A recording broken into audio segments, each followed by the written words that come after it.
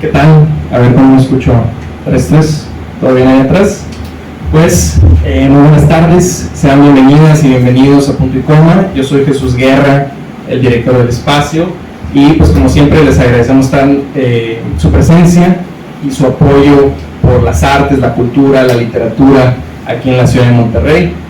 Estamos muy emocionados por esta plática, esta conferencia que nace en el marco de lo que es el primer circuito local de espacios culturales, una iniciativa que surge pues de la colaboración nuestra con el espacio cultural Gargantúas, específicamente con Leo Torres, con la intención de impulsar los diferentes espacios, recintos, cafés, galerías, restaurantes culturales independientes en el área de Monterrey, particularmente los que estamos aquí en el centro de Monterrey.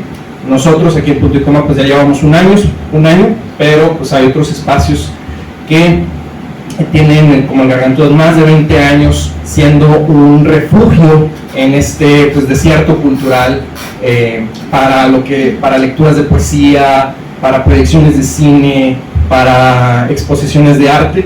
Y pues justo en el marco de este primer circuito queríamos también reunirnos a platicar acerca de pues la importancia, el rol que juegan los espacios culturales independientes, su historia y pues los retos que enfrentan. Esta está ideada como la primera parte de una conversación que continuaremos mañana en el Gargantúa, justamente acerca de los espacios independientes en Monterrey. Y pues hoy nos toca un panel estelar para hablar justamente de este tema. Estamos honrados de tener la presencia de izquierda a derecha de José Eugenio Sánchez, bienvenido. De María Belmonte, Raimundo Martínez,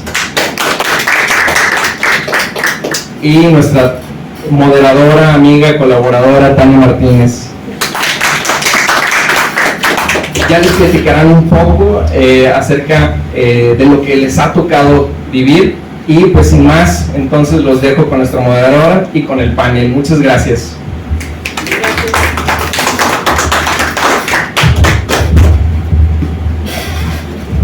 A ver si con el pedestal funciona bien.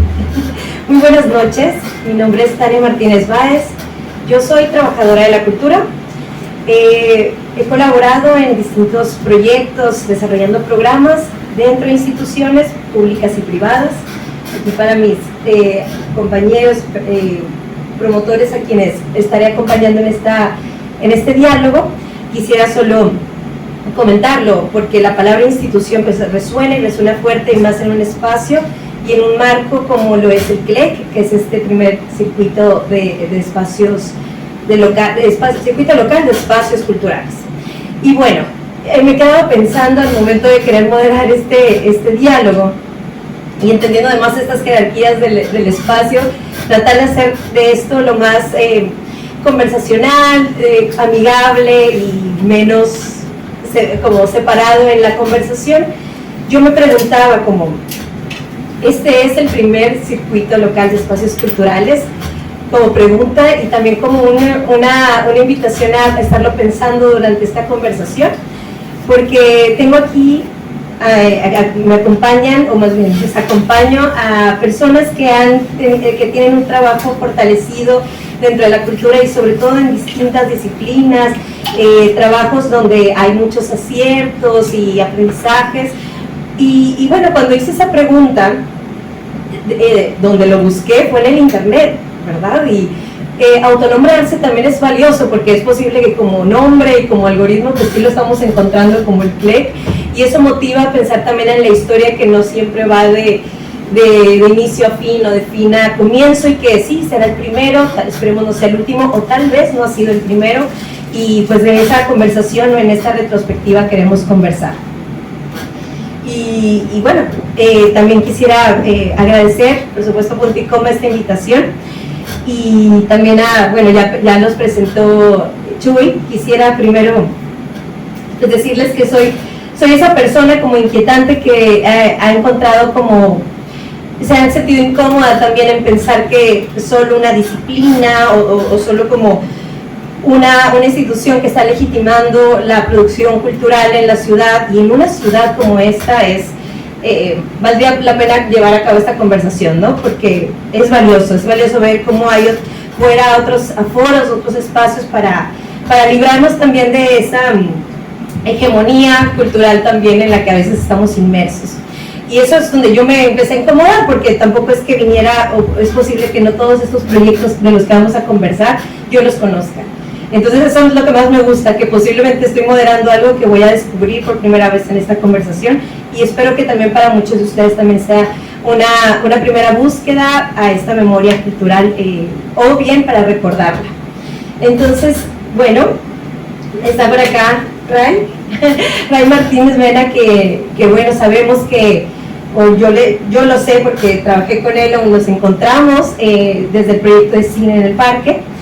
A lo mejor aquí alguien de aquí ha conocido el Cine en el Parque, alguna vez ha ido a ver cine al aire libre, y así con cada proyecto. Después con María también la conozco directamente desde Gargantúa Espacio Cultural, y he conversado ya fuera de esta mesa en otros, o sea que ya se ha relacionado con otros proyectos culturales también dentro y fuera de las instituciones, y es mi primer acercamiento con José Eugenio Sánchez, Chepe, pero si algo hace bien el internet es poderte dar o desplegar mucha información de la que también quisiera conocer, y muy especialmente el proyecto La CCCP, que también nos motiva hoy en este espacio y que me impacta también, y no lo había conocido y no lo conocí en su momento de resistir. Estamos hablando de resistencia también, ¿no? Entonces, bajo esa resistencia, a lo mejor, no sé si quisieras comenzar, Raimundo, presentándonos un poco este proyecto. Vamos a comenzar como es una retrospectiva,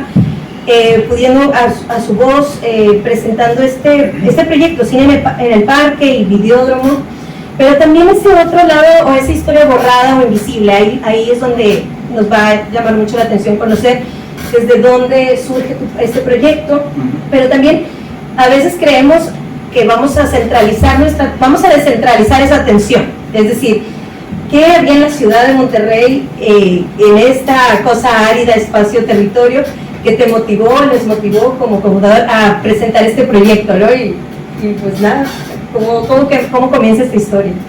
Pues lo que nos motivó fue la locura un poquito, pero bueno, como ya mencionó Tania, yo represento a Cine en el Parque. Es un proyecto dedicado a hacer funciones de cine al aire libre en espacios públicos, principalmente parques. Y este proyecto a su vez surgió de Videódromo Monterrey, que fue un videoclub que estuvo activo entre 2008 y 2013. El videoclub tomó su nombre del videódromo que había en el DF, un videoclub que está en la Colonia Condesa. De ellos compramos la primera colección de 2.500 películas, y realmente después de eso pues lo manejamos de una manera bastante independiente. Logramos crecer la colección desde que abrimos de 2.500 películas hasta 10.000 cuando cerramos. Y pues realmente la motivación fue el gusto por el cine, a través de varios contactos, específicamente de Gabriel Nuncio, que era mi socio. Surgió este contacto con Videódromo y la oportunidad de comprar esta colección de películas. Y yo tenía un tiempo trabajando en producción audiovisual, por ahí tuve una experiencia en la producción de una película, y aunque me gustó mucho, también me abrió un poco los ojos de lo que me esperaba si me quería dedicar a eso el resto de mi vida, y cuando vi otra oportunidad de darle otro rumbo a lo que estaba haciendo con Videódromo, pues lo tomé, ¿no? Es un proyecto que nació con la idea y el afán de difundir el cine que nos gustaba, que nos gusta,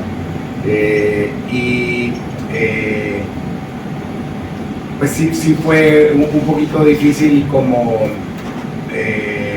posicionar esto, ¿no? Que éramos pues un espacio específico para todos aquellos cinéfilos que no encontraban en otros videoclubs lo que estaban buscando, pero nos fue muy bien al principio. Ya después batallamos un poquito por específicamente la popularidad de los sistemas de streaming, pero sí tuvimos ahí una época de éxito creciente al principio, y pues nos dimos cuenta que sí había toda una comunidad interesada en eso aquí en Monterrey. Fue muy satisfactorio. Estamos hablando del 2010. 2008 abrimos y cerramos en 2013. Y Cine del Parque surgió de manera paralela. En el 2010 hicimos las primeras funciones. Como todo lo que hacíamos en esa época, surgió como un evento por amor al arte en el que podíamos proyectar. Ahora sí que lo que nos gustaba, siempre y cuando no estuviera muy pasado para proyecciones públicas. Y con el tiempo se popularizó, se vieron los alcances que tenía para otro tipo de proyectos, y pues ya mutó hacia un evento más familiar, más de cine para todos, ¿no? Pero pues no quitamos el dedo del renglón de colaborar con festivales o nosotros mismos hacer eventos especiales en los que buscamos aún difundir el cine que nos gusta. Gracias, Raúl. Y bajo esa como presentación o preámbulo, María, ¿tú quieres platicarnos de Gargantúa y tal vez esa mirada un poco antes de Gargantúa también? Bueno, pues yo creo que yo soy pues una diletante desde hace un buen tiempo y soy una diletante que siempre ha estado acompañada de la poesía en cada uno de los proyectos en los cuales está. Entonces, pues eso me ha salvado, de no perderme. La diletancia es saludable cuando está la poesía junto a ella. Y bueno, he tenido la posibilidad, y soy afortunada en ello, de iniciar una serie de proyectos, o sea, de manera independiente y de estar cerca de muchos de ellos. Yo quisiera mencionar, bueno, estuve en Gargantúa, pero yo entré en una segunda fase de Gargantúa, en un segundo periodo de Gargantúa. Estoy hablando de los años de 2005, del 2005 al 2010, un promedio de 4 o 5 años, pero bueno, inicialmente Gargantúa es abierto por Javier Araiza y por Anuar Alonso, padre e hijo, y bueno, ellos creo que en un momento dado van a poder hablar sobre lo que les toca. A mí en el periodo de Gargantúa, pues sí me tocó una parte, no puedo decir que fácil, pero sí ya estaba Gargantúa instalado en el espacio donde está. Y bueno, sí me tocó darle una cierta estructura más adecuada a lo que yo pensaba de que era un espacio alternativo, un espacio diferente y un espacio autosustentable. La generación mía siempre ha buscado espacios para expresarse.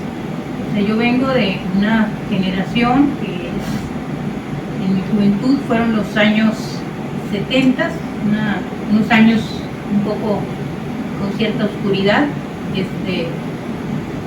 pero que justamente empezó a vislumbrarse, o sea, con mucha intensidad a partir de los años 80, una serie de posibilidades, entre ellos los espacios culturales. Y bueno, yo quisiera honrar a algunos que no están aquí con nosotros, compañeros que me gustaría, yo los invité a que vinieran, pero bueno, no están, pero sí me gustaría mencionarlos porque son de los primeros espacios de forma independiente, a manera de, creo que asociaciones civiles, así se manejaba antes todo lo que era independiente, asociaciones civiles, empezaron a trabajar aquí en el estado. Uno de ellos, no sé si alguno de ustedes lo recuerde, lo conozca o hayan tenido alguna noción, casi puedo decirles que no, es el CAAC. El CAAC era Centro de Actividades Artísticas y Culturales. Ese lugar era un lugar bastante simple, sencillo, sumamente sencillo, pero con un proyecto de música, un proyecto de teatro y un proyecto de talleres. Eso estuvo ubicado en la calle de Washington con la calle Galeana, en el corazón de Monterrey. Y bueno, de ahí se generó otros proyectos, que fue el Mesón del Gallo y la Sala Reilete. No sé si también algunos de ustedes o algunas de ustedes hayan escuchado hablar de esos espacios. Esos lugares han sido generadores. Posteriormente estuvo otro proyecto donde yo participé directamente, que se llamó Arcali. Arcali fue un proyecto que también fue interesante, porque este proyecto inició como un espacio con una inversión. Ahí sí hubo socios con un capital para invertir en ese lugar. O sea, tenía bastante intención de convertirse en un espacio productivo en muchos sentidos. No fue así.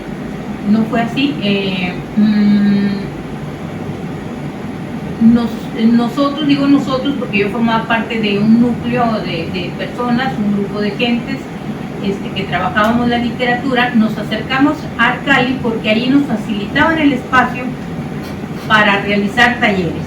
A ellos les agradaba que nosotros presentáramos ahí los talleres, nos facilitaban a nosotros el espacio sin ningún costo, y bueno, había un público ahí que mínimamente pues se tomaba un café o compraba libros, porque Arcali inicialmente fue un proyecto que era galería, había un espacio para conciertos, pero también fue un lugar que abrió lo que se llamó una tienda. O sea, no era una librería, pero vendía libros. No era una discoteca y vendía discos. No era una casa de artesanías y vendía artesanías. Tenía una galería y la obra estaba a la venta. Entonces, bueno, con todas esas posibilidades de ingreso, el espacio no tuvo suerte, y ellos digo, los socios originarios, trataron se cancelaron el lugar. Nosotros lo lamentamos mucho, se los comentamos, y bueno, se anunció que se cerraba el lugar. Total, nosotros nos pusimos más tristes que nadie, ¿no? Porque nos quitaban un lugar para los talleres que se generaban por parte de un organismo que, bueno, ya después podremos hablar sobre ellos, que era una organización de escritores.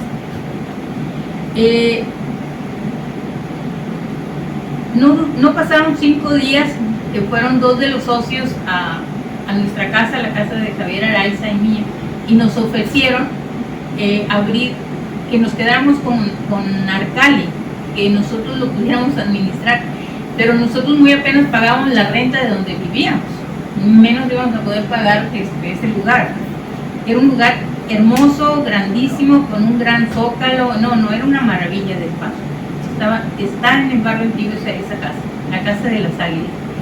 Bueno, total, ellos de una manera generosa me dicen, no, pues la idea es que no hemos entregado el local, y pues quédate con él, y pues ustedes sabrán cómo le hacen, ustedes van a encargarse de todo lo demás. O sea, una inversión tan grande que a ellos se les redujo pues ese proyecto, no tenían manera de sostenerlo. Entonces yo no sé, también quizás un poco esa locura de Raimundo, también creo que son por generación Raimundo, pues yo les dije que sí, y me eché a cargo ese tipo de proyectos, y pues bueno, de repente yo era socia del lugar, pero pues con el trabajo, ¿verdad? Ellos realmente no se involucraron mucho con nosotros ya, más que pues tenían toda la infraestructura, tenían las artesanías, estaban ahí varios cuadros, ahí estaban los libros, estaban los discos, y todo se debía.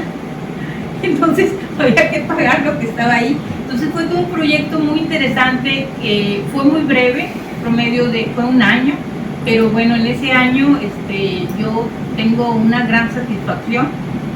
Se pagaron los libros, se pagaron los discos, se pagaron las rentas atrasadas, y bueno, tuvimos actividades maravillosas en ese espacio. José Eugenio lo conoció. Bueno, Arcali fue muy importante para mí, digo, creo que fue un entrenamiento intensivo de cómo poder pues llevar a cabo ese tipo de iniciativas, porque pues yo no tenía ni idea de cómo administrar en el sentido de renta, honorarios, porque había una cocinera, honorarios y pagar a algún mesero o a 2 meseros para el servicio del café, en fin, todo ese tipo de cosas creo que de algo me sirvió, ¿no? Y bueno, me muevo de ahí, ¿verdad? Se termina el proyecto por decisión de ahora sí que de los propietarios de ese lugar. Ellos fueron los que decidieron por X motivo, razón, circunstancia, pero pues bueno, se cierra Arcali, y es un lugar que creo que también sentó las bases para otros proyectos más, que todavía hay un Arcali que está vivo, ¿no? Que es un espacio también que genera muchas actividades de corte académico o algo así. Bueno, hay otro lugar que sí me gustaría también mencionar, porque fue muy importante como lugar autosustentable, que fue una especie entre peñas. No sé si ustedes sepan qué es una peña, o si están cercanos a que es algo muy extraño ya, ¿no? Bueno, era entre peña y galería. Pero bueno, ese lugar también duró pues un poco más de 2 años, o sea, justamente como lo decía uno de sus propietarios, decía pues de cada peso 50 centavos era para pagar la renta y todo lo demás, y los otros 50 pues era para pues, también para pagar los alimentos y las bebidas, no quedaba para nada. Y bueno, La Noria también creo que fue un importante lugar. Otro lugar importante también que me gustaría no dejar pasar fueron los talleres. No sé si tú también los conociste. Los talleres fue algo diferente. Fue, creo que de los primeros proyectos, si no es que el primer proyecto de artistas plásticos que se concentraron en un lugar para tener sus talleres de grabado, de pintura, de fotografía, y tener ahí mismo en un solo espacio, en una casa amplia, la cual ellos se distribuyeron, tanto la renta como el espacio, para poder generar pues también venta y actividades de carácter pues cultural. Creo que después de ahí salió otro proyecto que ya en San Pedro creció y que duró un buen tiempo, que se llamó La Palma Ediciones, Casa Ediciones. Y bueno, sí quise mencionar esos 4 proyectos que a mí me parece que son fundamentales. Yo he estado de una u otra manera cercana a ellos, y bueno, los quise mencionar en ausencia de las personas que los iniciaron y que los activaron. Creo que podríamos ampliar más. Por supuesto que también la retrospectiva nos habla entre ese umbral previo a lo que conocemos o podemos saber, que por ejemplo Gargantúa o Cine del Parque, que había, y bajo esa lógica también, José Eugenio, no sé, también sí en cuanto a la CCCP, cómo se origina, cómo nace, que viene un poquito antes, cómo avanza y cómo continúa. Bueno, sí, ¿cómo se llamaba el lugar, María, que estaba ahí en Padre Mera, enfrente de la Purísima? ¿Y la acá de este lado? Acá de este lado también. Bueno, sí, también lo traigo mencionado. Sí me acuerdo también. Sí, la acá de este lado, que después se vino acá a la calle Escobedo. Sí. Al revés. Primero Escobedo y luego en la Purísima. Sí, perdón. Primero en Escobedo y luego se fueron a la Purísima. Exactamente. Bueno, en el caso de la CCCP hay un antecedente. Bueno, yo soy artista, yo no soy emprendedor, ni soy negociante, ni me interesa ese tipo de actividades. Yo soy artista y voy a hacer intervenciones artísticas.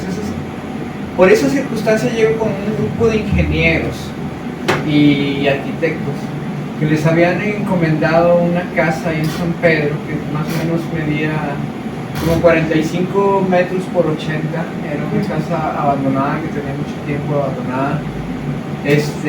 Y contrataron a esos arquitectos para restaurar la casa y me invitan a mí para ver qué diablos se iba a hacer en ese lugar o para qué servía ese punto, porque por algunas circunstancias sé de esas cosas. Pero entonces empezamos a trabajar un grupo de gente haciendo lumbritas, eso empezamos a hacer, y sacábamos escombros y hacíamos fogatas y platicábamos y pues, tomábamos y eso, ¿no? Hasta que de pronto ya empezábamos a limpiar el lugar y nos dábamos cuenta más o menos qué había. Lo primero que nos dimos cuenta, bueno, lo obvio era que había como 3 o 4 cuartos que eran la fachada, todos estaban fatales, ¿no? Todos tenían que enjarrarse, se tenían que arreglar los techos, no había luz, no teníamos gas, no había servicios, ¿no? Entonces esa parte la suprimimos porque era como a la vez la más sencilla de reparar, eso pensábamos. Porque el centro de la casa era una montaña de escombros, basura, árboles, animales, o sea, y eso era lo que estábamos quemando. Y luego empezamos a encontrar, así como arqueólogos, que había como una especie de terraza, como unas escaleras y luego unos cuartos ahí, y luego había como un cuartito de herramientas, y luego había como un huerto del otro lado. Eso fue lo que fuimos descubriendo que había. Y empezamos a adoptar las primeras cosas que encontramos, ¿no? Y luego ya, después llegó gente, cuando empezó a habilitarse, nos empezaban a platicar un poco la historia de la casa, que vivía una pareja, que hacían arreglos, que bueno, ahí más o menos encontramos, y empezamos a restaurar una terraza. Entonces había 1000 ideas para empezar ese lugar. Y lo inicié con un curso de literatura. Invité a 10 amigos escritores, les pregunté qué estaban haciendo en ese momento. Uno me dijo, estoy traduciendo unos poemas de Wallace Stevens, otro me dijo, traigo una conferencia de Héctor Piel Temperley, y otro me dijo, no, fíjate que estoy revisando unos ensayos que estaba haciendo. Y entonces dije, bueno, en base a eso armé un programa literario y formamos un curso. Lo metí a una beca de Financiarte y nos capitalizamos con esa parte para empezar a hacer dinero en eso, porque no sabíamos todavía el destino. Como no teníamos luz, lo hacíamos en la tarde, esos eventos hacía antes de que anocheciera, y luego prendíamos antorchas, y luego ya luego se volvió hippie ahí al instante, ¿no? Y empezó a llegar gente así vibrosa, ¿no? Entonces sabíamos que teníamos que poner luz para poner música y empezar a hacer como la mezcla entre la cultura y el rey o algo así. Ese lugar de pronto quisimos confundir a la gente, ¿no? Porque no tenía un nombre. Y había un lugar aquí que también eran unos amigos en Morelos y Padre Mier, que se llamaba la Casa Amarilla. Estaba en una planta alta, con Sharon y Gerson, que eran Dani, los que estaban organizando ahí. Yo también me involucraba con ellos, ahí en algunos eventos. Y para despistar, en algunos momentos le llamábamos la esquina amarilla a ese lugar de San Pedro. Entonces había como una confusión cuál era cuál. Pero el lugar tenía como infinidad de nombres, ¿no? Se llamaba, lo inauguramos llamándose La Nube en Pantalones. Y luego se llamó El Español Nalgón. Luego se llamó, luego hicimos un foro para danza y únicamente invitamos a grupos de danza, creo que a uno de teatro, pero básicamente se trataba de la danza. Y hemos hecho pues, lo máximo de funciones que ha hecho en la historia de la danza en Nuevo León. Se han hecho ahí más de 400 funciones con público bien pedo, viendo y aplaudiendo. Eso se llamó El Juanete Amarillo. Ahí le cambiamos a ese lugar.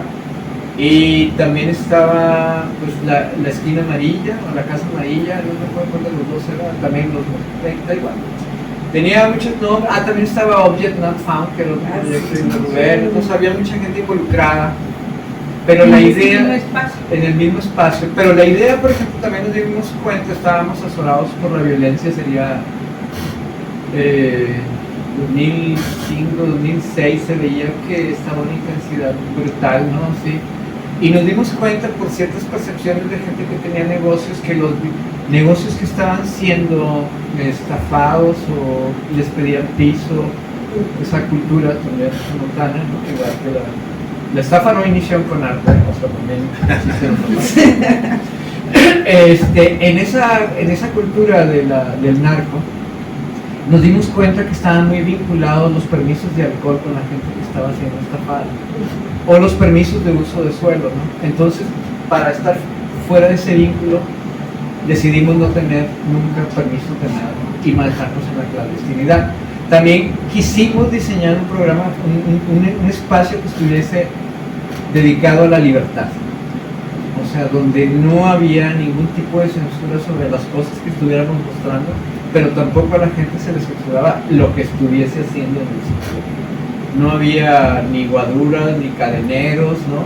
Tratábamos de que no existiera el clasismo que impera hasta en el Café Iguana. En alguna ocasión cuando se abrió, no dejaban entrar a gente que fuera pobre porque era un lugar fresa, ¿no? O sea, o gays, ¿no? Se los paraban, hacían ahí cadenas. Porque había gente en las puertas de los lugares, en el Esquizo, en la Iguana, en eso, había gente que decía quién entraba y quién no, ¿no? O sea, eso también era una parte de lo que nosotros queríamos expresar en ese espacio. Y bueno, ese lugar dejamos de hacer actividades, sucedieron muchas cosas ahí, ¿no? Infinidad de cosas. Hubo muchos conciertos, muchas exposiciones, yo creo que todo el mundo expuso ahí, ¿no? Entonces, digo, yo le pregunto a todos los artistas plásticos y esas cosas, no, yo expuse ahí, ok, muy bien. Y no sabía ni que yo tenía algo que ver en el lugar, ¿no? Pero bueno, ese lugar lo cerramos también por la violencia, ¿no? Cuando matan al jefe de la policía. Nosotros estuvimos siendo acosados por la policía constantemente, por los de permisos de alcohol, constantemente iban ahí. Tampoco quisimos entrar en el juego de la corrupción porque sabíamos que iba a ser un juego interminable, sino tratábamos como de dialogar y mandarnos a la chingada dejando, pues ya, bueno, no vamos a hacer nada, está bien, vamos a terminar la fiesta, punto, ¿no? Y luego empezamos a invitar a los hijos de los millonetas de Monterrey, específicamente. Le decíamos a Isaac Garza, a varias gente, ven, ¿no? Y ellos llevaban a sus guaruras, ¿no? Y ahí ya no nos molestaba la policía. Entonces ya podíamos hacer eventos que duraran toda la noche, toda la madrugada, ¿no? Y ese fue el vínculo que hicimos para encontrar la seguridad, que ya de llevar nuestros guaruras. Los millonarios regiomontanos estaban ahí, los juniors, y eso era lo que nos mantenía, que la policía ya no se acercara. Porque todo lo demás era una extorsión, ¿no? Ese era el punto. Y querían entrar para pues, encontrar drogas que obviamente las iban a encontrar, o sea, porque a eso sí iba gente que no, creo que alguna vez vendimos alcohol, no estoy muy seguro. Sí, bueno, es que no me no me interesaba mucho, pero sí me acuerdo de haber visto a gente que llevaba así con un chorro de éxtasis, tachas así, con unos vasos de agua tirados ahí en el césped, o sea, que no consumían nada, o sea, se metían ahí en las tachas y se ponían a ver el cielo, ¿no? Y se abrazaban y a los árboles y eso, ¿no? O sea, eso era muy común, o sea. Pero bueno, ya después asesinan al jefe de la policía de San Pedro, ahí en Corregidora, dando vueltas hacia la carretera Saltillo, y ahí decidimos que ya el espacio no podía más, o sea, ya habíamos recibido ofertas, ya habíamos recibido visitas de personas que llegaban con $1,5 millones para hacer eso aquí, que le ponemos unos aspersores y que el restaurante y que, o sea, unos proyectos así de que todavía se veía que nosotros no íbamos a poder conversar. Y pues no me acuerdo cuánto tiempo duró, o sea, porque fueron muchas etapas del lugar y llegamos a la conclusión desde antes que era un espacio para hacer eventos. Y ahora ese lugar es un lugar para hacer eventos, ¿no? Porque ese fue el estudio que hicimos, ¿no? O sea, y el otro amigo, o sea, que tenía una casa y fundó un partido político que creo que fue lo único que existió en esa casa, que fue la sede del PRD. Tiene una historia anterior y ancestral, esa casa tiene registros como de 1926, donde ahí vivían Saulo y Silas, que fueron los pastores, junto con el hermano Aarón, se llama algo así, de los primeros vestigios de la luz del mundo. Ahí sucedió que Dios mandó unas señales bien cabronas, ¿no? Ahí, ellos las vieron ahí y ahí decidieron fundar la iglesia de la luz del mundo. Entonces, cuando yo tuve ese lugar, había un montón de peregrinos ahí y estábamos nosotros pues, negociando, ahí pensando en lugar de bautizar a la gente y todo el rollo, pero por favor no se dejaba hacer por completo porque había gente que quería quitarnos la casa, ¿no? porque querían hacer el gran templo de la luz del mundo, ¿no? Y yo quería defender el espacio, ¿no? Porque se me hacía más interesante hacer una secta ahí, ¿no? Sexual, ¿no? Sí se me hacía todavía más divertido. Pero no tenían luz. No, También quemaban leña y ahí también. Sí, ya después. Sí, bueno, es que la fuimos armando, o sea, porque eran casas abandonadas, ambos lugares. Las SCP, cuando la tengo yo creo que fácilmente tendría unos 10 años abandonadas. Y era como reparar desde los baños que no había ni refacciones, porque ya eran las tazas antiquísimas y todo, era así como... Y ahí la idea era hacer un centro de investigaciones poéticas y performáticas. La idea era que a partir de poemas surgieran cualquier cosa. Igual ahí ya, por ejemplo, ahí ya no tuve interés en hacer negocio, porque como dice María, que en alguna parte sí vendimos alcohol. En las SCP ya no, o sea, ahí más bien traté de evitar el asunto de la policía y los permisos, haciéndome amigo de la señora de la tiendita, y le dije, mira, te voy a avisar cuando vamos a tener eventos para que te armes las hieleras acá. Y ella decía, órale, va. Y se emocionaba ahí, y entonces ya teníamos como más seguridad con ese aspecto de hacer vínculos con la comunidad, ¿no? Y así fuimos invitando a otra gente que vendía cosas, se acercaba ahí, etc. Pudo haber sido un buen lugar porque empezamos a hacer unos talleres. Eso fue, o sea, hablo de la cuestión de la fluidez económica. Empezamos a hacer unos talleres y empezamos a tener bastantes alumnos, ¿no? Hicimos también los talleres desde la perspectiva del artista, ¿no? Que era a mí lo que me preocupa. Las colegiaturas o las inscripciones se pagaban y era como un 80% para la persona que impartía el taller y un 20% para el espacio. Y teníamos como bastantes alumnos, estaba armando muy padre, y de pronto una noche se oyó una ráfaga así bien ojete y culera y matan a varias gente de Iguala. Ya antes, unas semanas antes, habían detenido unos chicos a espaldas de mi lugar, que era el garage, y estaba tocando una banda de australiana, ¿no? Y se llevaron a unos tipos, ya los desaparecieron, pero a las 2 o 3 semanas es la balacera en la Iguana y otra vez volvemos a la penumbra cultural. Y ahí otra vez, y los eventos todavía eran más ultra clandestinos porque teníamos que aparentar que estábamos en silencio, porque había como una paranoia, vivimos en un pueblo fantasma, estábamos siendo también igual atosigados por los Zetas, que era lo mismo que la policía, o sea, era el mismo acoso, pero ahora ya estaban más descarados, que era la mafia, ellos mismos, y no eran, la gente no estaba como muy segura de andar en el barrio antiguo, y ahí se desplomó el sitio como un espacio cultural, y con eso se acabó. Sucedieron varios eventos, pero te digo, en la total clandestinidad era lo que quedó, y sí fue un espacio destruido por la violencia, por los cárteles, así fue como también. Muchas gracias. Yo, la siguiente pregunta va, y ya lo estamos dejando ver, porque cuando recordamos algo, cuando hacemos memoria, tendemos a veces a romantizar como esos aquellos recuerdos que nos arraigan a esa memoria, ¿no? Como el hecho de pensar que había un lugar como la CCCP o estos espacios así con lumbritas o modelos que incluso creemos que están pensados para otras ciudades, porque de pronto el proyecto me lo imagino como estas casas ocupas que son muy en Europa se usan, ¿no? Y así otros más, incluso el cine en el parque, ese modelo, ¿no? También o el videódromo. Hablamos ahorita de la retrospectiva para pensarla y ver de qué manera resiste y cuáles son esas estrategias encontradas, y de hecho para no poder, si desplegamos la romantización del buen recuerdo para también el cual nos hace ponernos en esta mesa a futuras personas o espacios que están sobreviviendo en este presente, también ahora la pregunta sería, por ejemplo, en el caso de estas estrategias de videódromo en Ciudad de México, también terminó, ¿verdad? Terminó en el 2012, un año antes que el de aquí. Un año antes, y inició también... Inició en el 2002, o más o menos, unos 10 años. 10 años.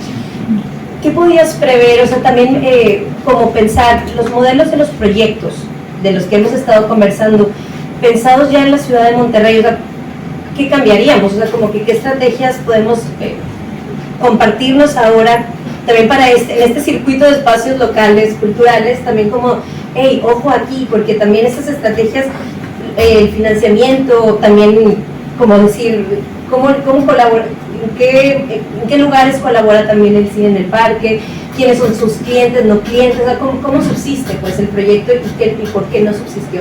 Yo quiero platicar algo. Bueno, adelante. Por ejemplo, de lo que habla María, de todos los lugares que habla María, de Arcali, de la Sala Reguilete, estamos hablando de otro Monterrey. O sea, ahorita estamos en el 2021 y hay un grupo que en 1980 sería abarrotar un lugar. O sea, la comunidad, o sea, de fans de la cultura era igual reducida como la de actual, pero también la población era otra ciudad.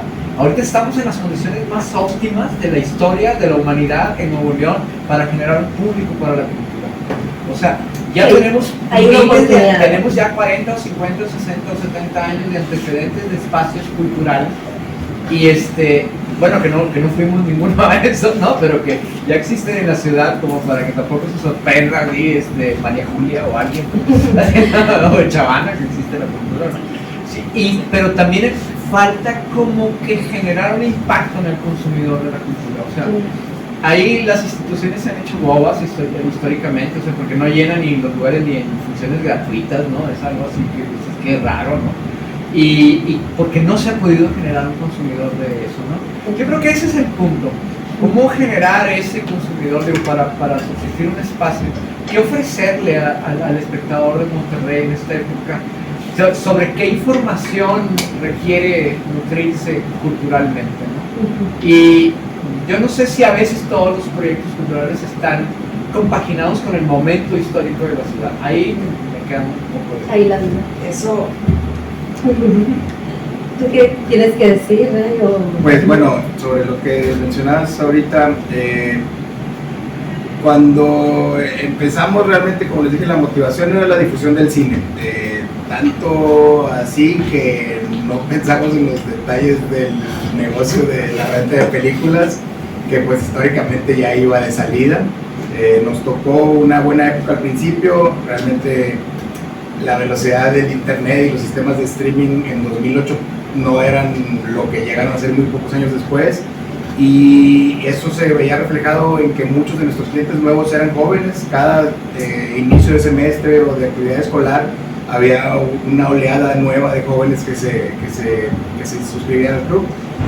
Ya con la llegada más o menos del 2012 esto empezó a disminuir, y pues claramente coincidió con que mejoró el internet, mejoraron los sistemas de streaming, y la gente más joven como que dejó de ver estos espacios como una opción. Era tu público como era el público principal, ¿no? Pero bueno, por lo mismo que la intención era difundir el cine, desde que abrimos tuvimos esfuerzos de cineclub. El primero de hecho fue en el Garage a finales del 2008. Después tuvimos una sala dentro del espacio de unas dimensiones muy similares a esta. La sala operó entre 2009 y 2012, tenemos funciones diariamente. Y también desde esa época, más o menos desde que cerramos el espacio, empezamos a colaborar con otros espacios de cineclub. El primero que recuerdo fue Cinema Terraza, que después se enfocó en lo que ahora es Ámbar. Son espacios compartidos. Que está en el circuito. Está dentro del circuito. Y pues en Cine en el Parque, ¿no? Estas actividades que iniciaron, ahora sí, como les mencioné, por amor al arte, se fueron convirtiendo en nuestra actividad principal, y es ahora como pues nos acercamos a audiencias cada vez más grandes, aunque a lo mejor no siempre podemos pasar las películas que nos gustaría, pues está ahí la opción, ¿no? De que hay esta actividad que ya tiene comprobado que mueve a la gente, ¿no? Y tratamos de venderla así a los diversos públicos que nos pueden dar la bienvenida. Entonces pues sí, ¿no? La difusión del cine siempre ha sido lo que nos mueve, y a fin de cuentas es lo que nos trajo a donde estamos hoy.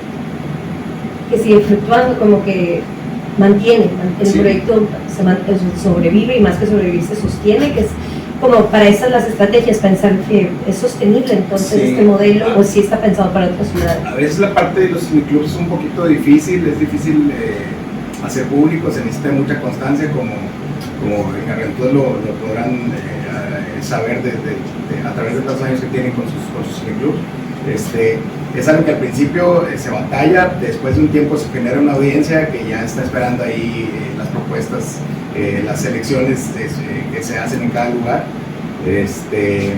Yo después de la pandemia, la verdad los cineclubs en los que colaborábamos se diluyeron un poco, pero pues nuestra colección ahí está para que cualquier espacio o esfuerzo de este tipo pueda aprovecharlo. Yo quisiera agregar esto, de alguna manera abona a lo que mencionó José Eugenio.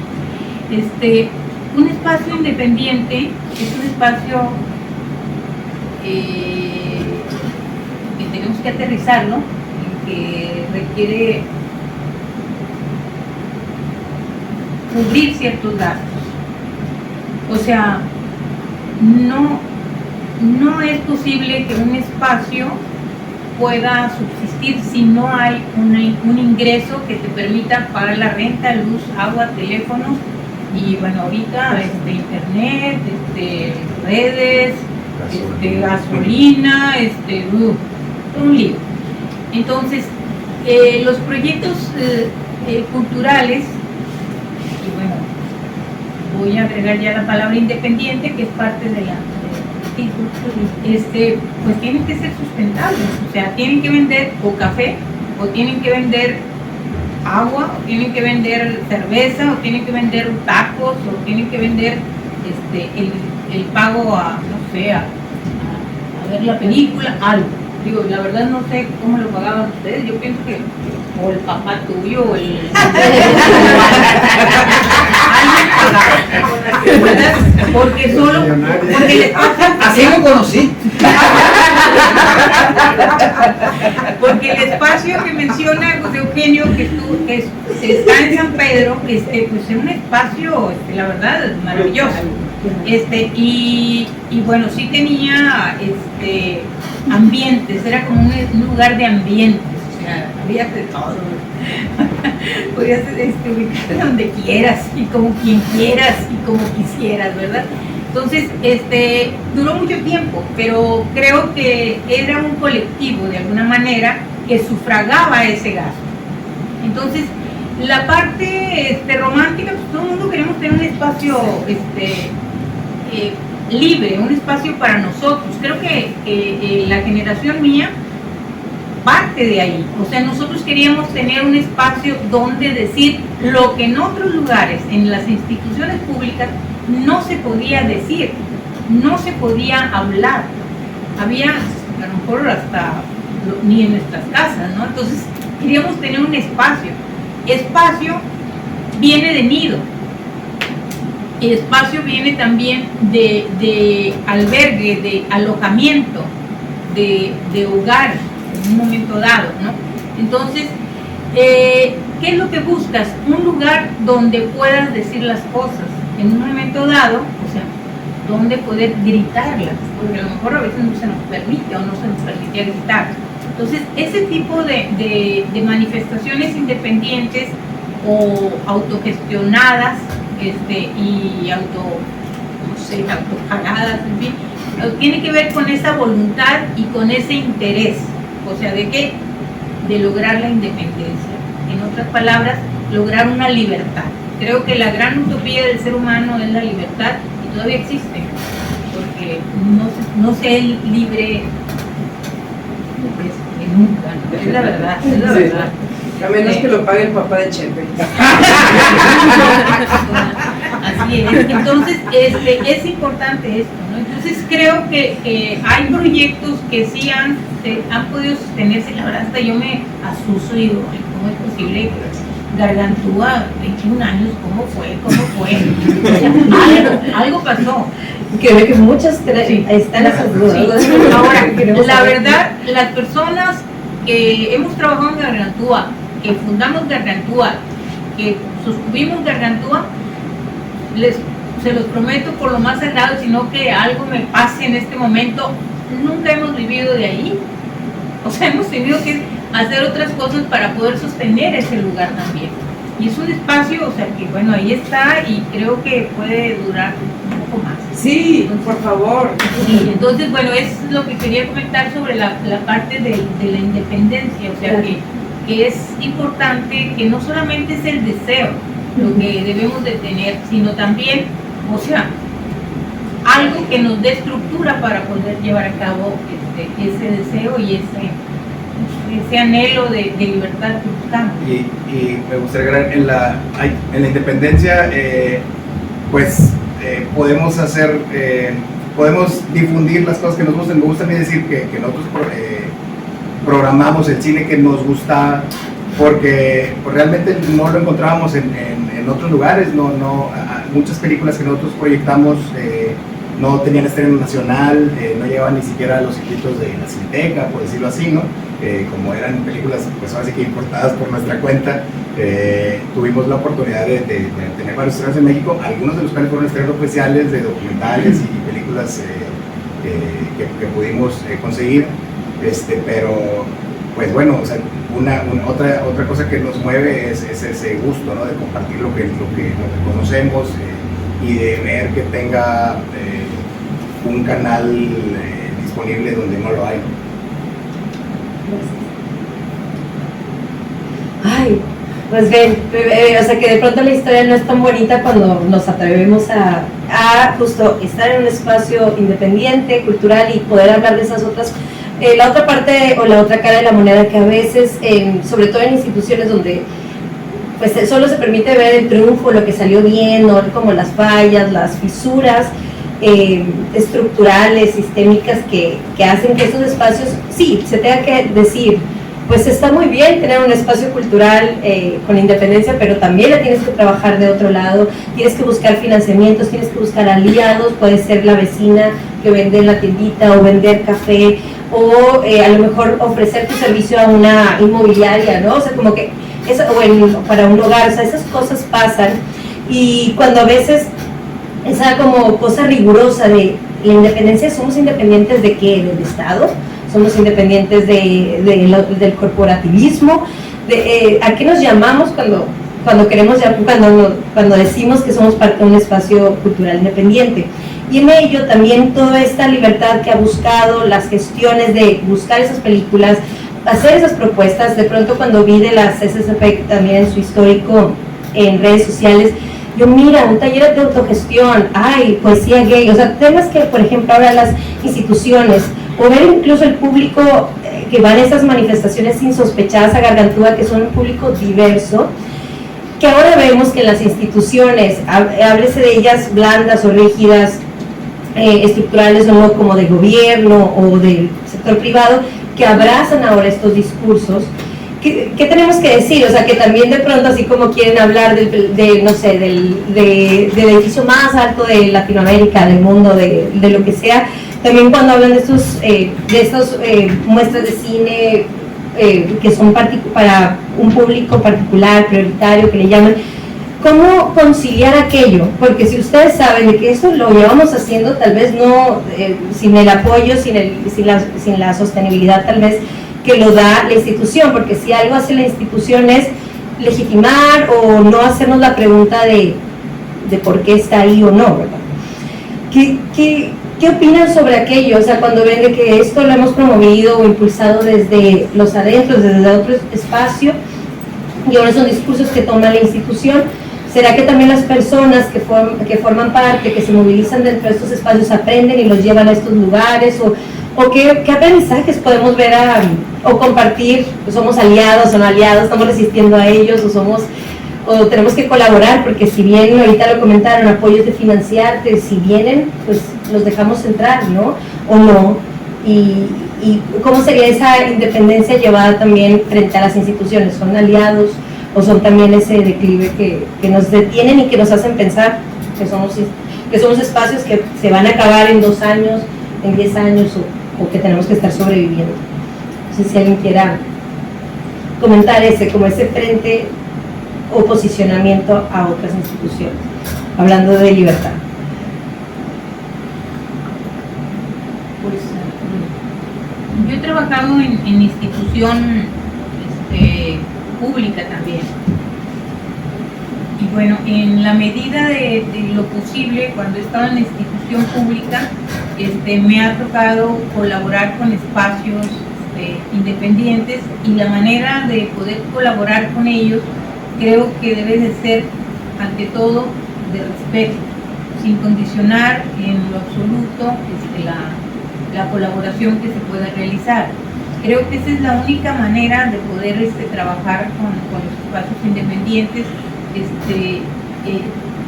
para que pueda poder desarrollarse. Regularmente la institución, bueno, yo lo he dicho en no pocas ocasiones, la burocracia, que es la institución, o sea, al final de cuentas, la burocracia es un gran monstruo que es alimentado por números. Y para que tengas contento a ese monstruo, lo que tienes que hacer es pues, atacarlo de números. ¿Y qué es lo que lleva ese acto? Pues lleva que a veces tienes que estar engañando y inventas números, maquillas números en la institución para que tengas contento a ese monstruo que dice, pues el mes pasado llevaste 100 personas, ahora pues estás obligado a llevar 105, 102, 104 y así vas. Entonces eso lo que ocurre es que se va distorsionando, se va corrompiendo pues esa relación con los públicos. O sea, hay un autoengaño de pronto en la institución, porque no son los números. Entonces es una resistencia que bueno, yo tuve mucho al estar frente a una institución de gobierno, frente a instituciones de gobierno donde sí te exigen eso. Ahora, la creación de públicos, que es también un fenómeno que pues de repente no estamos habituados, lo mencionó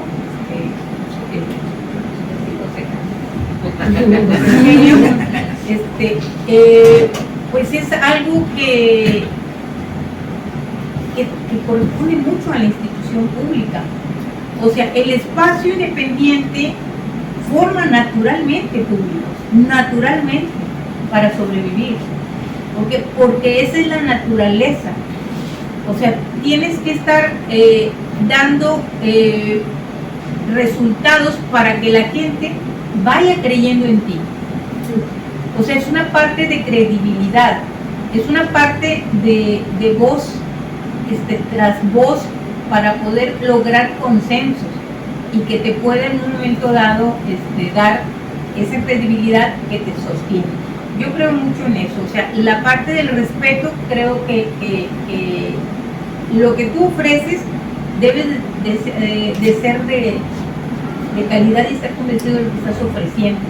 En una institución se arman proyectos y políticas así públicas, ¿no? Donde tienes que meter esto y eso y eso. En un espacio independiente, creo que ahí ya tiene que ver con el consenso, con las ideas, con la ideología, inclusive con la pluralidad que en un momento dado tú quieras que se manifieste en el espacio. Y de pronto en la institución pública, sí, mal que bien, está inclusive la autocensura. A veces el mismo funcionario público se autocensura para poder incluir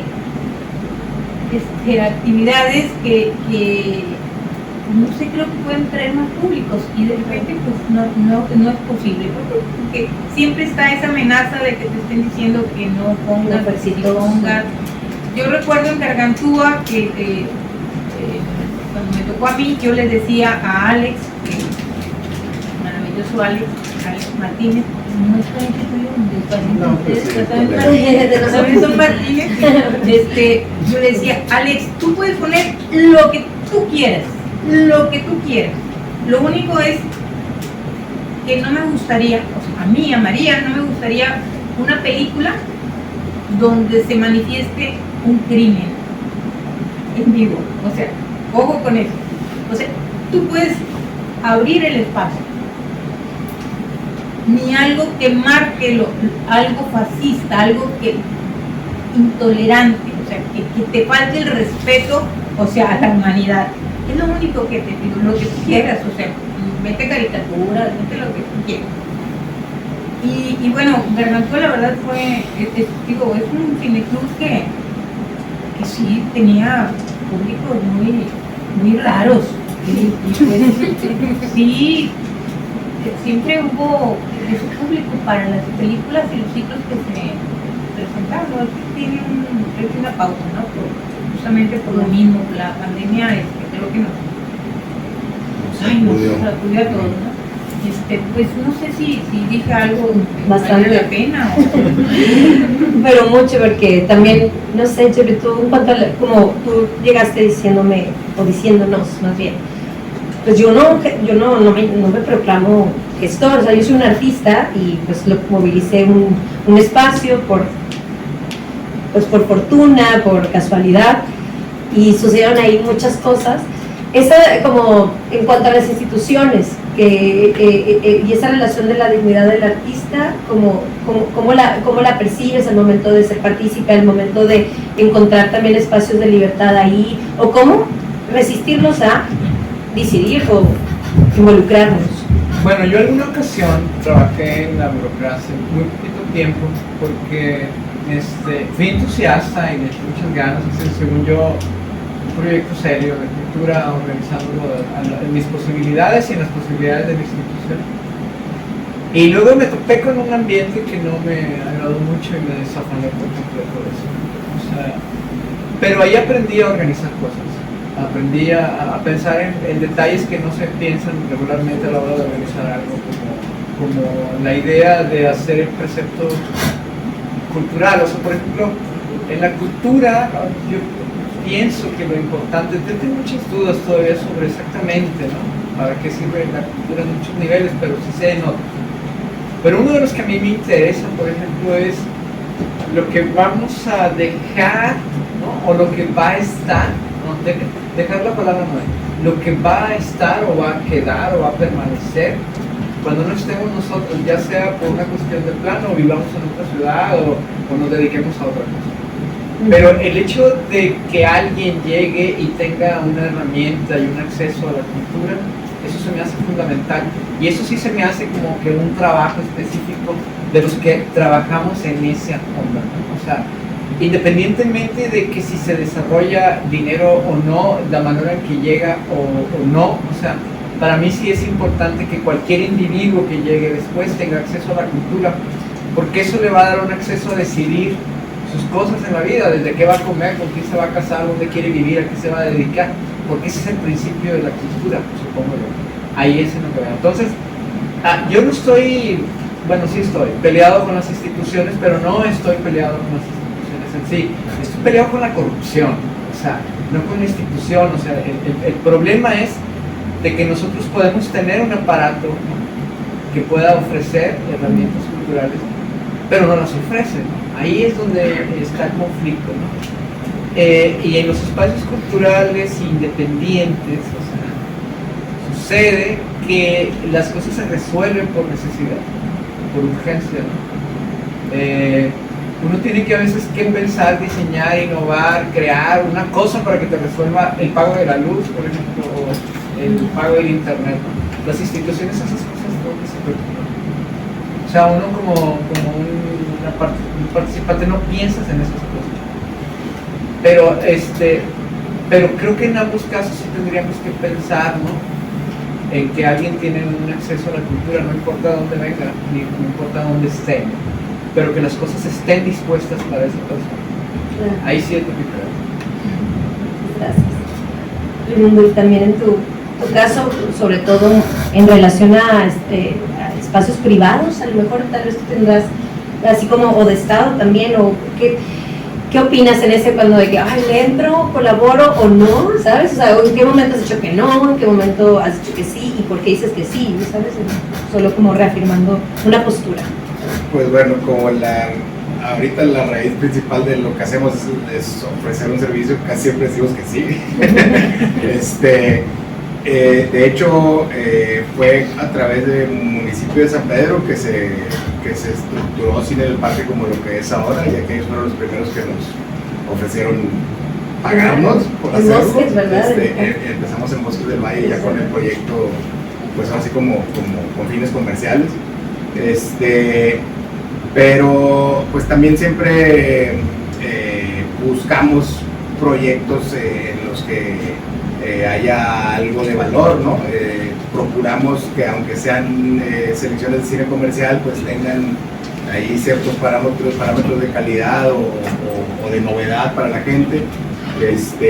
Y también hemos colaborado con instituciones en proyectos que sí nos dan mucha satisfacción, como por ejemplo colaboramos constantemente con el Festival de Cine de Monterrey, hemos hecho algunas muestras de animación en otras ciudades, de documentales como lo mencioné hace rato, con apoyo o colaboración con instituciones, ¿no?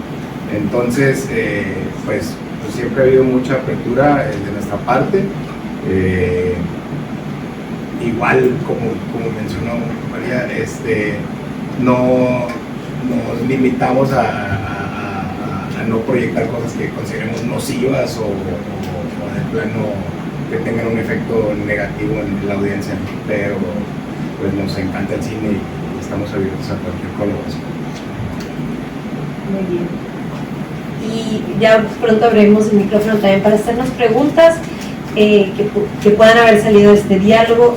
Solo quisiera así como muy brevemente, igual para no sé, claro, a lo mejor esas son algunas preguntas que tenemos aquí, pero a mí, porque se inició la conversación diciendo, ahorita estamos en otro momento, o sea, cuando hablamos de retrospectiva y hablamos de estos lugares disidentes que resistían, que hasta pudimos medio mapearlos en esta conversación, hasta en dónde se ubicaba, corregir en dónde y cuál fue primero y después. En este presente, y también otra vez con esa palabra de qué pasará cuando yo no esté, o sea, como espacio independiente, que luego trasciende a otros, que sea familia u otras personas que promueven, o otros espacios que se generan, porque si bien eso vemos, que siguen más espacios, o sea, no es que haya una disminución de esa búsqueda por hacer algo fuera de la institución y buscar esa libertad también, pero en este tiempo, como ¿qué pueden ver? O si cabe mencionar algún proyecto que digan, bueno, esto tiene valor, o esto está pasando ya independiente de mi actividad como espacio cultural o proyecto cultural fuera de mí, o sea, como qué ven en este panorama ya más actual o venidero también para en esta memoria. Pues para empezar, me gustaría comentar que me da mucho gusto ver un auditorio como que haya proyectos como Punto y Coma que le apuestan a tener un espacio polivalente, independiente, en el que se puedan montar desde obras de teatro, pláticas como esta, hasta proyecciones. Pues eso siempre lo voy a considerar muy valioso y siento como que es parte de lo que nosotros también intentamos en su momento. La misma locura, el mismo sueño. Muy bien. Lo mismo puedo yo decir, que celebro muchísimo siempre toda apertura de los espacios. Lo ideal es que se puedan prolongar, ¿verdad? Sí. En ellos y bueno, pues apoyarlo en la medida de lo posible. El caso de Gargantúa, vuelvo a mencionarlo porque es algo que me toca muy, muy de cerca. Gargantúa sí ha tenido como que etapas, de una manera muy sutil han estado dándose esas etapas, que la primera etapa de Javier y Anuar fue una, la siguiente donde estuve yo fue otra, y ahora que Leonardo está más a cargo de eso, se nota también otro tipo de proyectos. Sin embargo, es una especie de deslizamiento que le ha dado movilidad. No sé si lo ha ampliado las posibilidades, si se han cerrado, no tengo todavía un análisis sobre eso, pero lo que sí puedo mencionar es que cualquier espacio debe de tener movilidad para que pueda permanecer. O sea, en la mayor o menor medida tiene que estarse moviendo. O sea, porque eso es lo que permitiría que se pudiera desarrollar algo. Y pues adelante con este proyecto de los circuitos, porque me encantó. Sí, bien visto esto, o sea, como la primera pregunta, ¿y si es el primero bajo su bajo esta retrospectiva, no sé si el primero, eso no, más bien es hoy el primero, pero habían visto, o sea, llegó hasta algún circuito, conocieron, porque luego lo había visto en lugares de artes visuales, pero que no tienen así como este dinamismo cultural, como de ofrecer un servicio, que el cafecito, que una conversación, o sea, no espacios expositivos.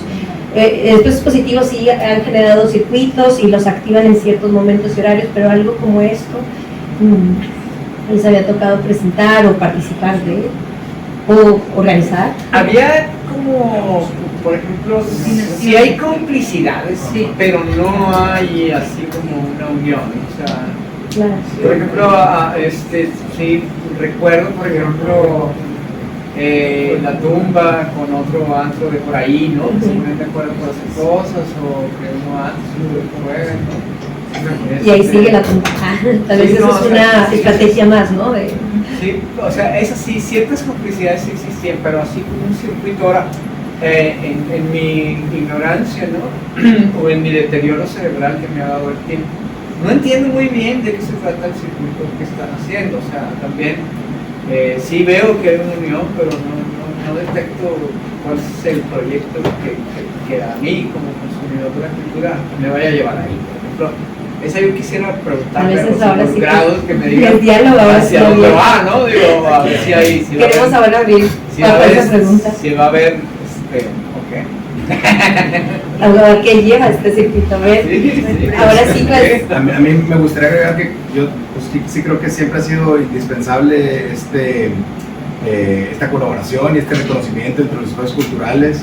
Nosotros, como lo mencioné hace un momento, en su momento colaboramos con Ámbar, también hemos colaborado con Gargantúas y estamos más que abiertos a colaborar con los otros espacios del circuito. De hecho, nos encantaría hacer algún ciclo por aquí. Pero pues digo, es valioso el esfuerzo de reconocerse y de colaborar, ¿no? Entonces pues, me parece importante. Claro, como no competencias, sino colaboración y redes de apoyo. Para responder tu pregunta, José Eugenio, ya que abrimos el diálogo, yo creo que ahorita pasamos el micrófono o algo.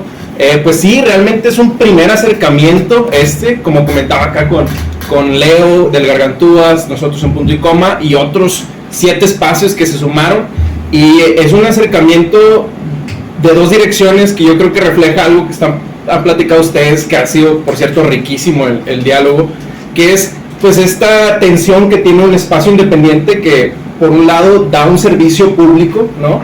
Ofrece un servicio a la comunidad, tanto como espacio de reunión, de reflexión, de conversación, de lectura, pero también al mismo tiempo tiene que ser un negocio para ser sustentable, ¿no? Entonces este es un primer acercamiento que va por ambos lados, que es uno, dar a conocer e impulsar los espacios que existen para que la gente pues consuma y sigan siendo espacios sostenibles, ¿no? Sustentables, que puedan seguir dando ese servicio, pero por el otro lado también es un acercamiento al diálogo relacionado, y por eso el conversatorio, y por eso mañana también nos damos cita en el Gargantúa para hablar y reunirnos y tener, pues, oye, ¿cuáles son los conflictos, los retos que están enfrentando ustedes, ¿no? ¿Cuáles son los retos que estamos enfrentando nosotros? ¿Cómo podemos colaborar? ¿Cómo podemos sumar, pues, en vez de restar, ¿no? Y abrir también ese diálogo a la par de que, pues, sigamos siendo espacios que puedan sobrevivir 1, 2 y, como el Gargantúa, ojalá 20 y más años, ¿no? Entonces, por ahí va. Y me gustaría también, pues, ya empezar el diálogo. Casi no me gusta yo participar en los eventos que tenemos para abrir el diálogo, pero tengo una pregunta obligada, que es, siempre tenemos una percepción tradicional de Monterrey como un lugar de industria, no un lugar de cultura, ¿no? Es el mito, el cuento que siempre nos contamos, ¿no? Mi pregunta es, ustedes que les ha tocado desde hace más años tener diferentes esfuerzos, decías ahorita, José Eugenio, que hoy es el mejor momento para la cultura, para los espacios independientes. ¿Qué tan cierto es eso? A mí me ha tocado hablar, por decir, en el ámbito del teatro. La gente dice, no, antes Monterrey era una capital del teatro a nivel nacional, y aquí se presentaban y habían audiencias que quién sabe a dónde se fueron esas audiencias, y hay que seguir trabajando y colaborando. Aquí hemos hecho un esfuerzo chico de ese lado, pero ¿qué le ha pasado a esas audiencias? Si realmente este es el mejor momento, ha habido otros momentos, y la idea de decir que esta es una resistencia es porque pues estos espacios y la cultura va en contra justo de esta narrativa y este poder del capital, ¿no?, en Monterrey, que va hacia otra dirección, que es la del consumo, que es la de los espacios pues simplemente de trabajo y de consumo, ¿no? Entonces les planteo esa pregunta, pero gracias por el diálogo. Fue mucho, lo sé. Bueno, lo del teatro,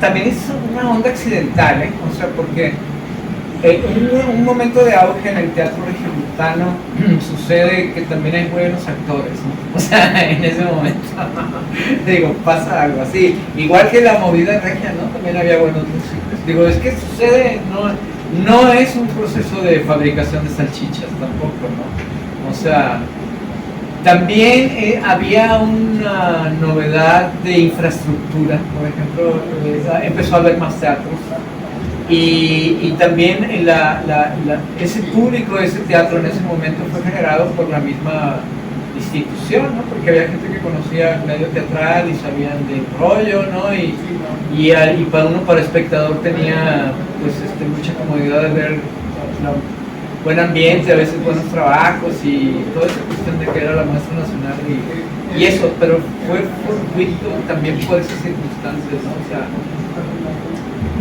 yo a lo que me refiero es que ahora la ciudad está educada, ¿no? O conoce, o sabe, o intuye que puede haber un espacio cultural. Hubo otra época en que no era. Mira, para decirte, le han dado reconocimiento a un chico de gente por su labor en la cultura, ¿no?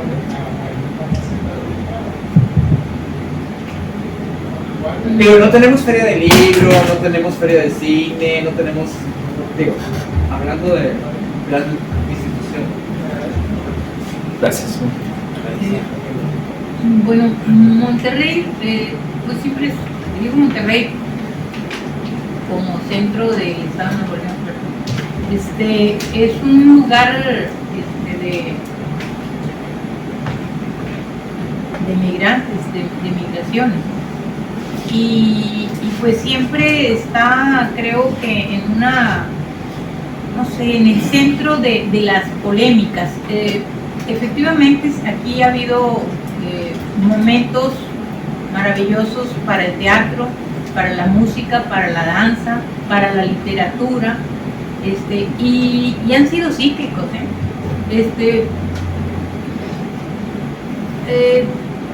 hay personas que te pueden, bueno, algunos ya murieron, pero te pueden hablar de las temporadas de ópera y de zarzuela que eran habituales en Monterrey del siglo pasado, principios del siglo pasado.